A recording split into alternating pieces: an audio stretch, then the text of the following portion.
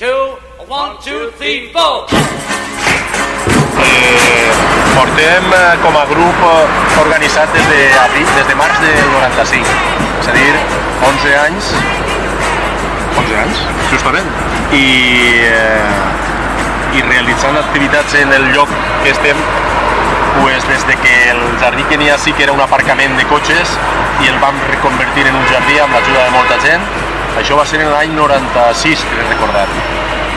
I venim periòdicament, arreglem les plantes, cuidem els arbres, pintem la tanca per a que estigui bonica.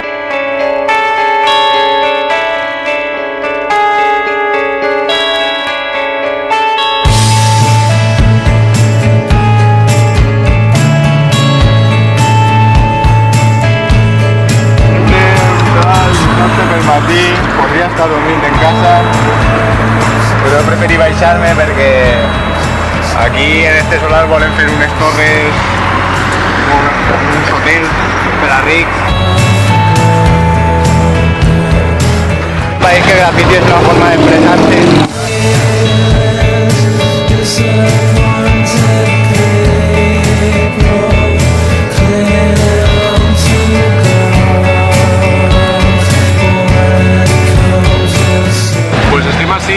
Perquè volem recuperar l'aspecte que tenia la tanca abans de ser recoberta d'un negre fúnebre i fastigós.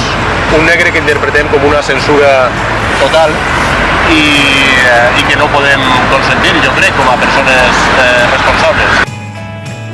Quasi 11 anys intentant que tot això, este terreny que n'hi ha així, que històricament està vora riu, allà es comença l'ensamble, aquí és centre històric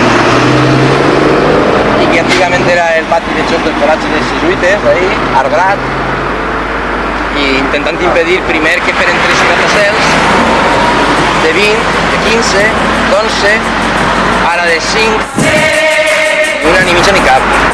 És el que pretenem, que quede això, en principi, a veure, pensa que el millor ha estat ampliar el botànic, com a mínim, que se fos el jardí i que puga veure's quan entres pel nord, per València, veure la façana, que s'ha vist sempre, el col·legi dels jesuïtes i darrere l'església de Sant Miquel, Sant Sebastià i l'Especat.